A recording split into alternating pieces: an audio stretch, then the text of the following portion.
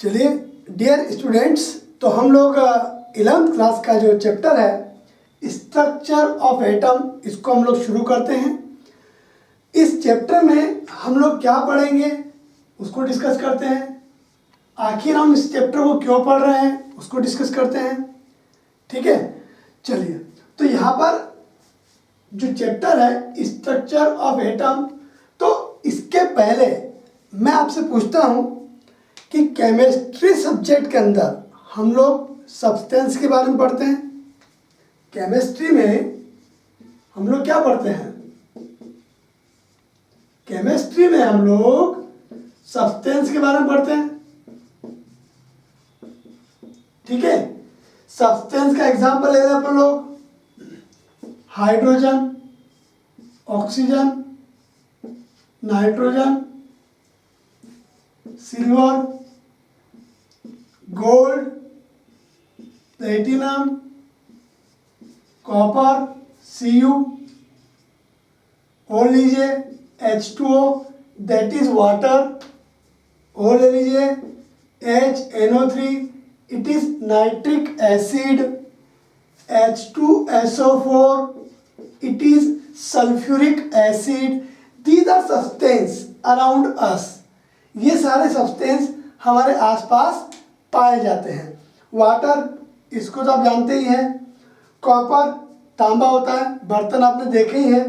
Gold, silver आपने देखे ही हैं। ऑक्सीजन गैस, नाइट्रोजन गैस अपने आसपास एटमॉस्फेयर में होती है। दीज ऑल आर सब्सटेंस, लेकिन इन सब की प्रॉपर्टीज अलग अलग होती है। इन सभी की प्रॉपर्टीज कैसी होती है? अलग अलग होती है। ठीक है, वाटर की प्रॉपर्टी देखोगे तो अलग है, इसको हम ड्रिंक कर सकते, पीते हैं अपन लोग इसको। ये नाइट्रिक एसिड है, एसिड को तो हम ड्रिंक कर ही नहीं सकते। और ये तेजाब है H2SO4। तो इनकी प्रॉपर्टीज क्या है? अलग अलग है। और प्रॉपर्टीज अगर अलग अलग है तो ऐसा क्यों है? जैसे सिल्वर, गोल्ड ले लो, प्रॉपर्टी अलग अलग है, दोनों के भाव, दोनों का जो रेट है वो अलग अलग है। तो ऐसा क्यों है? तो इन सभी के आंसर हमें पता करना है। तो हमें जैसे H2O की बात करते हैं हम लोग, वाटर की बात करते हैं, तो इसमें दो तो हाइड्रोजन के एटम हैं और एक ऑक्सीजन का एटम है।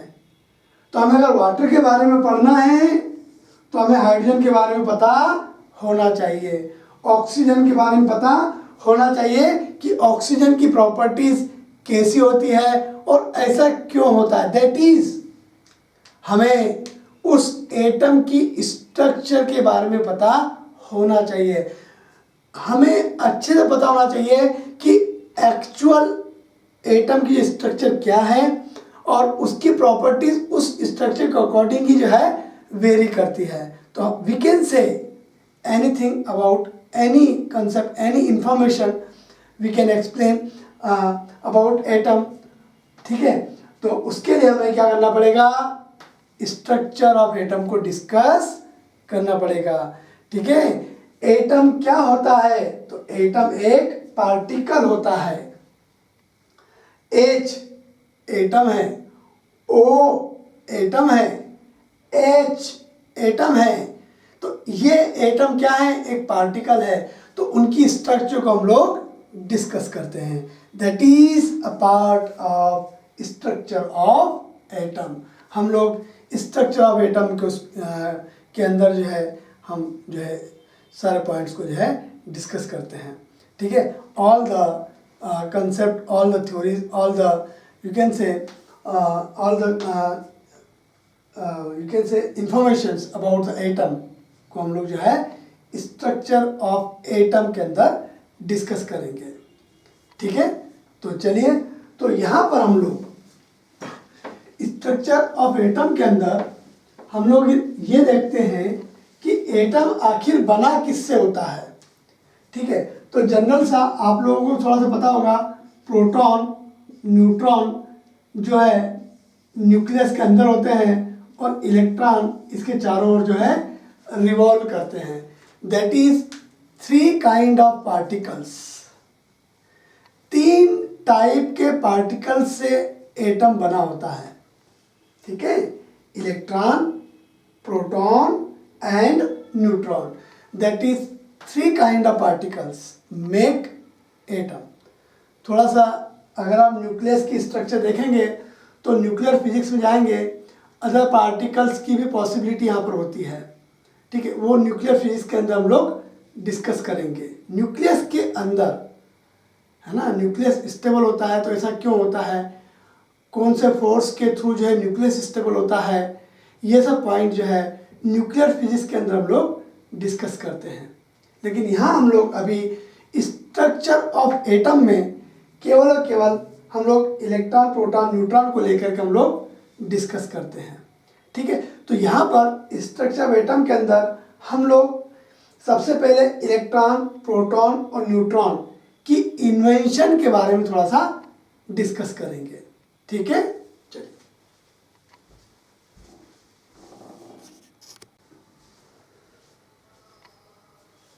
चलिए डियर स्टूडेंट्स, तो हम लोग डिस्कवरी ऑफ इलेक्ट्रॉन पर हम लोग थोड़ा डिस्कस करते हैं।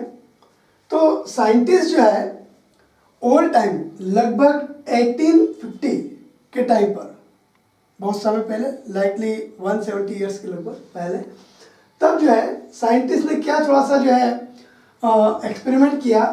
एक इन्होंने ग्लास ट्यूब ली, ठीक है, एक कांच की ट्यूब ली और यहाँ से एक वैक्यूम पंप के थ्रू इसके अंदर की एयर को बाहर क्या कर लिया, सक कर लिया, बाहर निकाल लिया, ताकि यहाँ पर क्या हो, एयर पार्टिकल बहुत ही कम हो। यहाँ पर वैक्यूम क्रिएट किया, ठीक है, ताकि एयर के पार्टिकल्स न हो या बहुत ही कम हो। यहाँ पर क्या किया, 2 इलेक्ट्रोड लगाए, ठीक है, एक बैटरी लगाई, निगेटिव प्लेट और पॉजिटिव प्लेट। निगेटिव प्लेट को कैथोड कहते हैं, निगेटिव प्लेट को कैथोड कहते हैं और पॉजिटिव प्लेट को एनोड कहते हैं। ये पॉजिटिव चार्ज प्लेट है और ये निगेटिव चार्ज प्लेट है।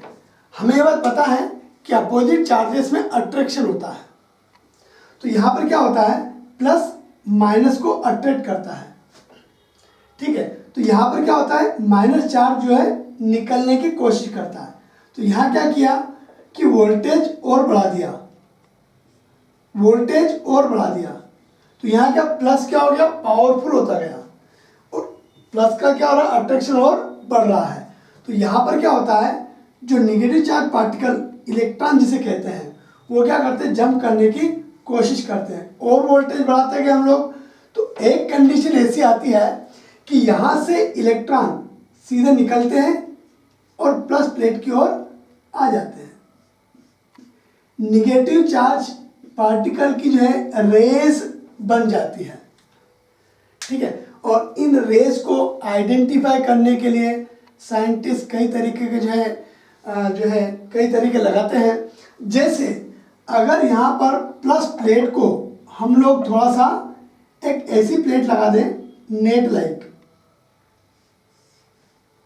जिसके अंदर बारीक बारीक होल हो, ऐसी प्लेट लगाई, और यहाँ पर जो ट्यूब है, इस ट्यूब पर अंदर की ओर fluorescent substance like zinc sulphide, ZnS, zinc sulphide fluorescent,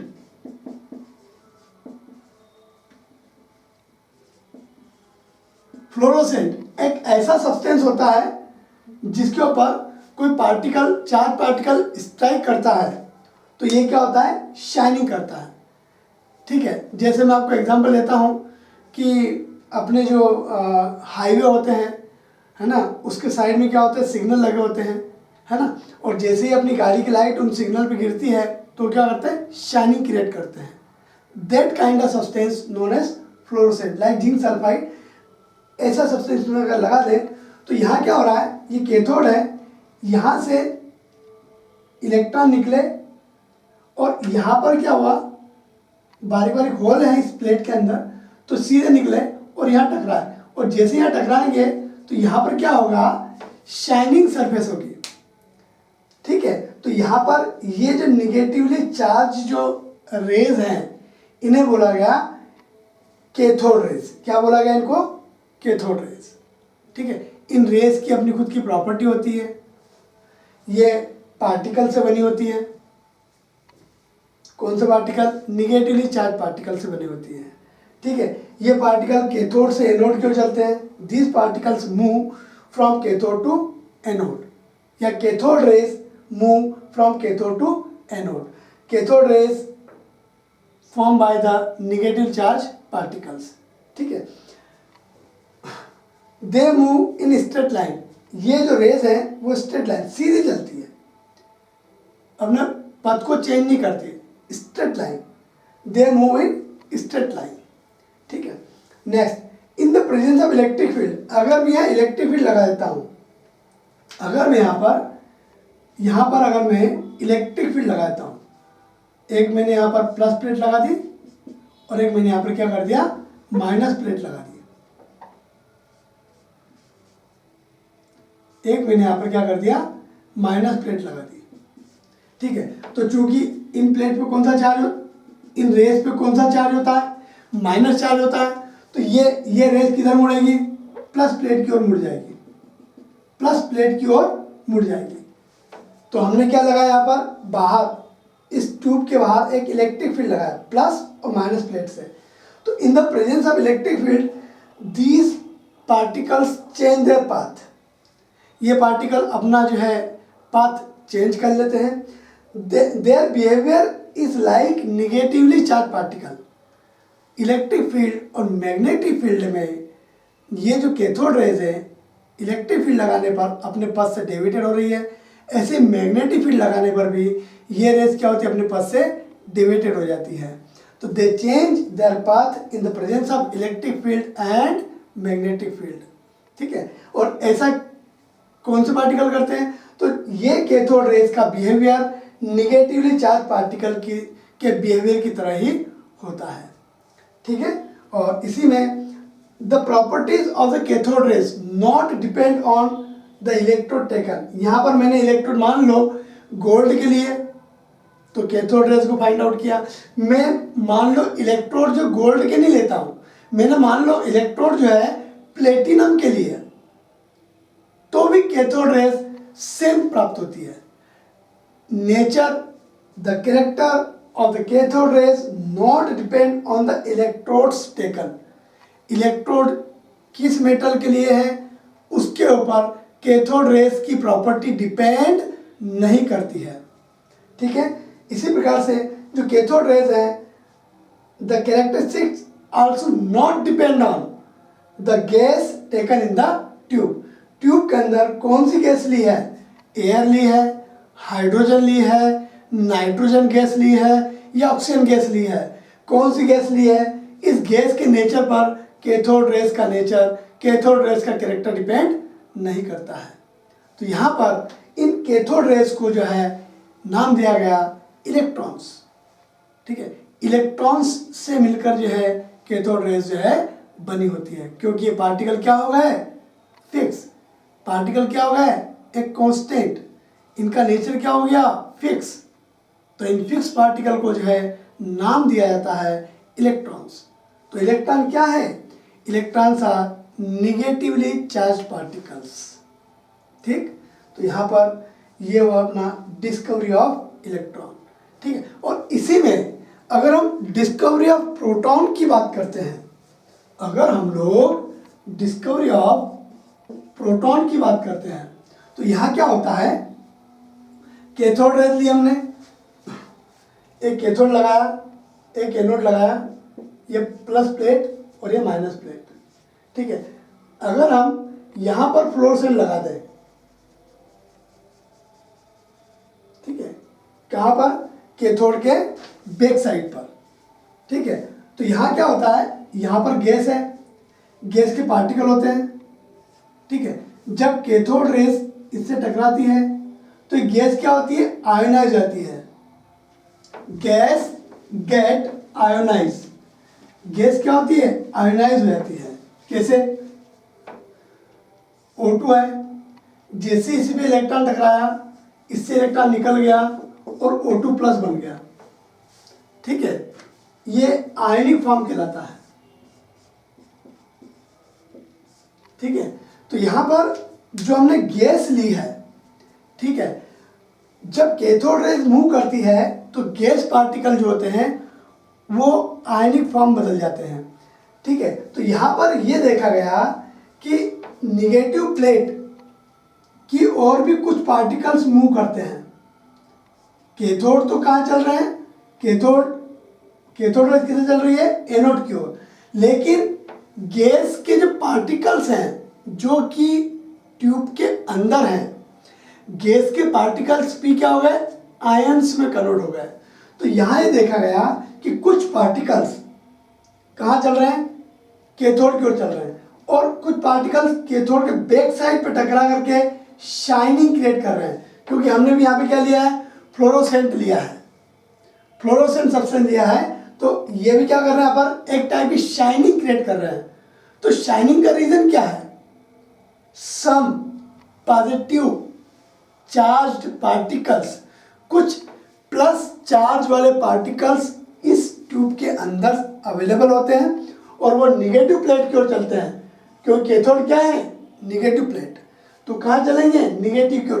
क्यों चलेंगे, क्योंकि पार्टिकल पे प्लस चार्ज है, पार्टिकल पे कौन सा चार्ज है, प्लस, कौन सा पार्टिकल, गैस का मॉलिक्यूल जो कि आयन बन गया है ना, तो वो क्या प्लस चार्ज वाला हो गया, तो कैसे चलेगा, माइनस की ओर चलेगा, तो कुछ स्पीड से जाएंगे, तो कुछ जो है प्लेट के पीछे जाकर के टकराते हैं और वहां पर क्या करते हैं, फ्लोरोसेंट सब्सटेंस के ऊपर शाइनिंग क्रिएट करते हैं। ठीक है, तो यहाँ पर ये प्लस प्लेट पार्टी जो चार्ज पार्टिकल है, अगर हम लोग H2 गैस ले लेते हैं, हाइड्रोजन गैस ले लेते हैं, तो यहाँ पर ये H में ब्रेक हो सकता है और यहाँ पर H का पॉजिटिव आयन भी हो सकता है।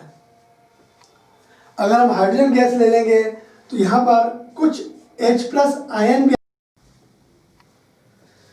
चलिए डियर स्टूडेंट्स, तो हम लोगों ने अभी लास्ट टॉपिक जो डिस्कस किया था वो था डिस्कवरी ऑफ इलेक्ट्रॉन, और अब हम लोग डिस्कस कर रहे हैं discovery of proton. That means कि प्रोटॉन की डिस्कवरी आखिर कैसे हुई है।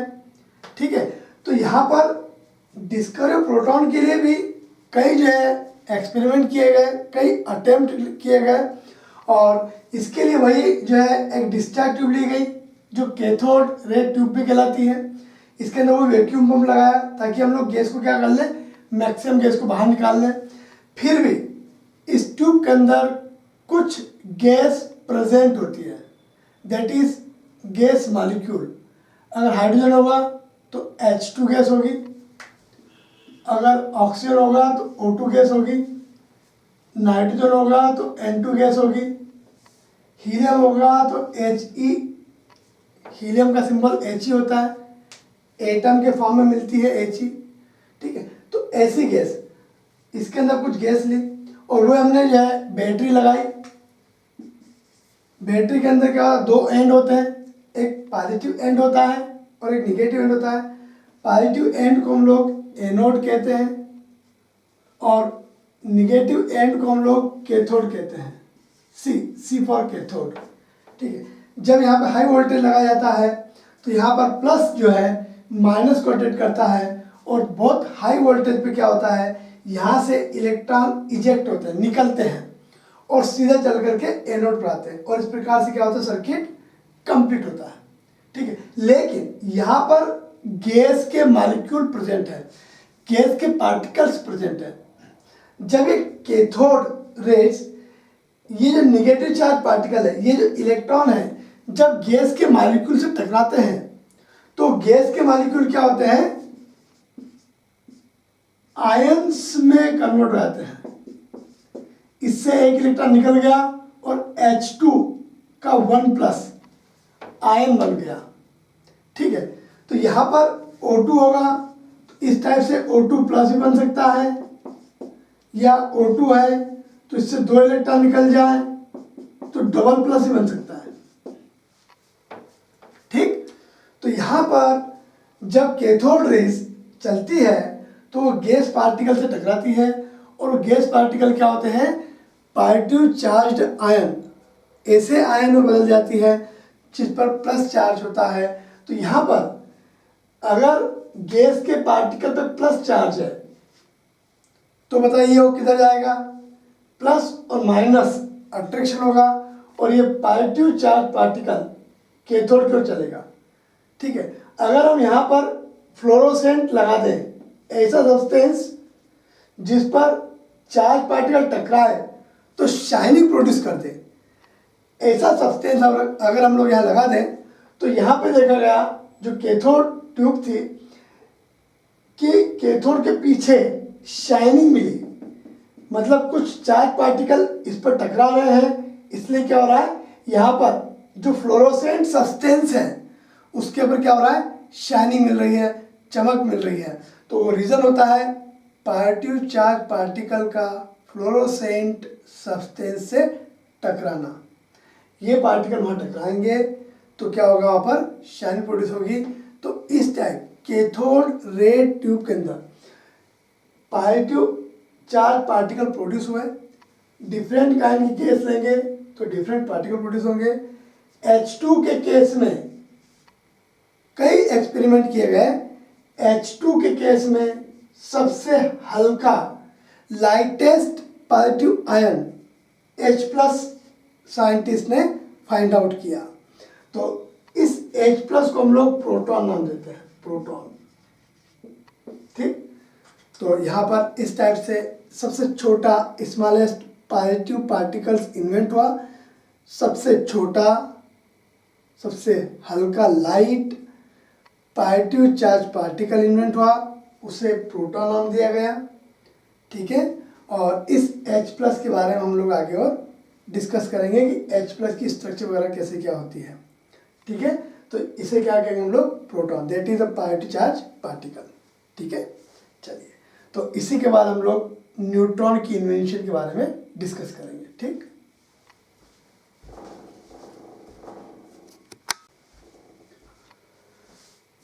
डिस्कवरी ऑफ न्यूट्रॉन के बारे में जो है, ये तीसरा पार्टिकल है जो एटम के अंदर पाया जाता है। इलेक्ट्रॉन हो गया अपना, प्रोटॉन हो गया अपना, तीसरा पार्टिकल बचता अपना न्यूट्रॉन। तो यहाँ पर 1932 के टाइम में जेम्स चैडविक नामक साइंटिस्ट जो है वो आर्टिफिशियल न्यूक्लियर रिएक्शन, मतलब एक एटम के ऊपर कोई दूसरा एनर्जेटिक पार्टिकल, ये अपना अल्फा पार्टिकल कहलाता है। इन पार्टिकल की बम्बार्डिंग की जाती है, इन पार्टिकल को टकराया जाता है, तो इन दोनों की क्या होता है, कोलिजन के थ्रू नए पार्टिकल, नए एटम का फॉर्मेशन होता है। इस टाइप की रिएक्शन को जो है आर्टिफिशियल न्यूक्लियर रिएक्शन कहते हैं। तो यहाँ पर जब वो बेरिलियम के ऊपर अल्फा पार्टिकल की बम्बार्डिंग कर रहे थे तब उन्हें कार्बन के साथ में एक न्यूट्रल पार्टिकल मिला जिस पर कोई चार्ज नहीं होता है, no charge, there is no charge. Neutral particle हमने को मिलता है और उस पार्टिकल को उन्होंने न्यूट्रॉन नाम दिया जिसके ऊपर कोई चार्ज नहीं होता है। ठीक है, तो यहाँ पर इस टाइप से एटम के अंदर 3 टाइप के पार्टिकल होते हैं, इलेक्ट्रॉन, प्रोटॉन और न्यूट्रॉन। तो हम लोग इलेक्ट्रॉन, प्रोटॉन और न्यूट्रॉन के बारे में शॉर्ट में थोड़ा सा हम लोग डिस्कस करते हैं। ठीक,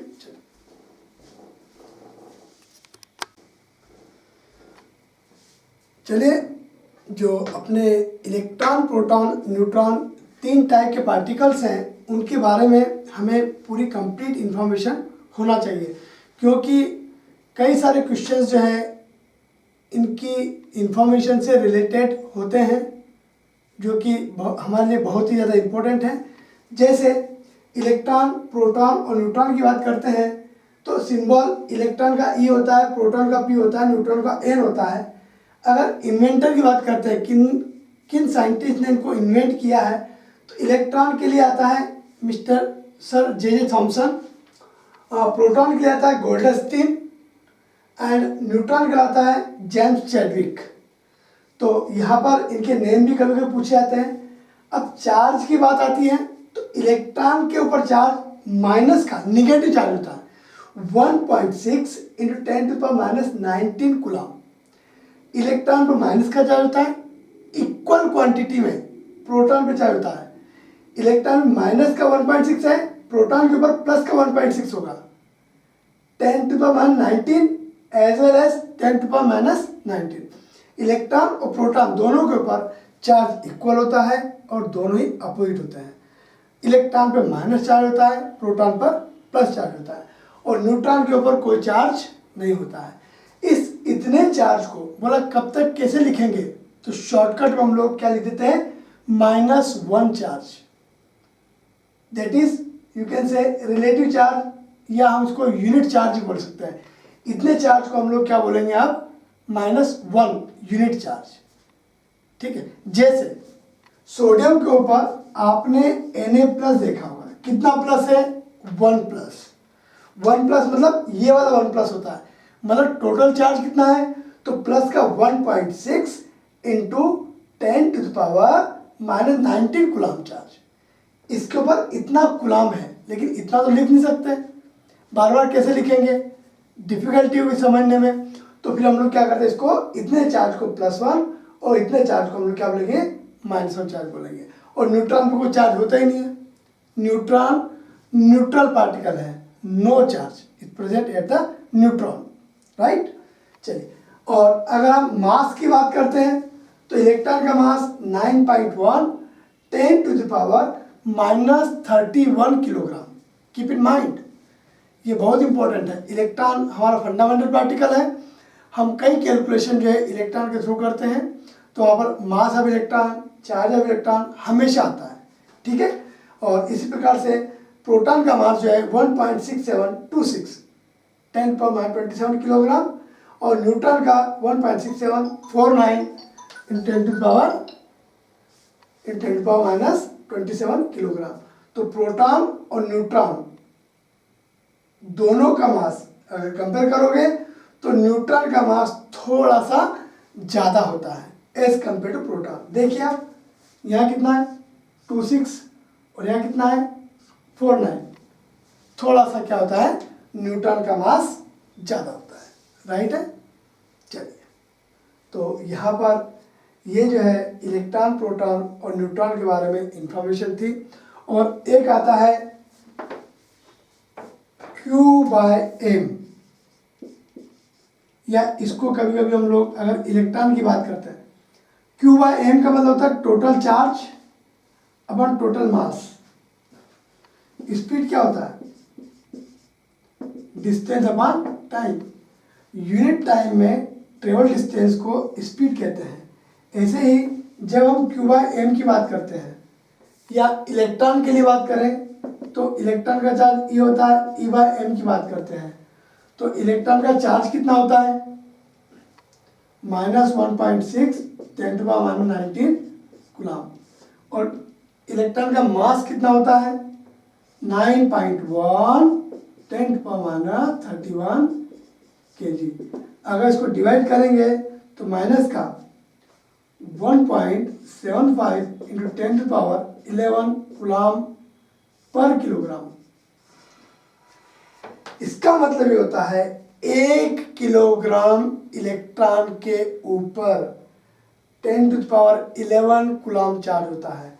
that is known as specific charge on electron, E/m। It is specific charge कितना आया, 1.75 × 10⁻11 कूलाम पर किलोग्राम।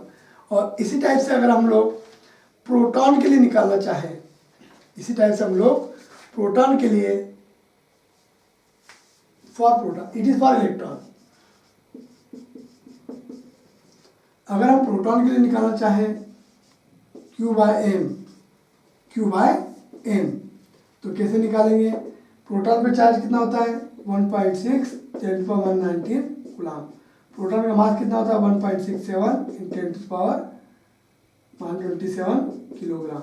डिवाइड करो, डिवाइड करके 0.95 आ जाएगा, 10⁻8 आ जाएगा कूलाम पर किलोग्राम। एक डेसिमल इधर किसका 9.5 × 10⁻7 कूलाम पर kilogram. That is the specific charge of proton, right?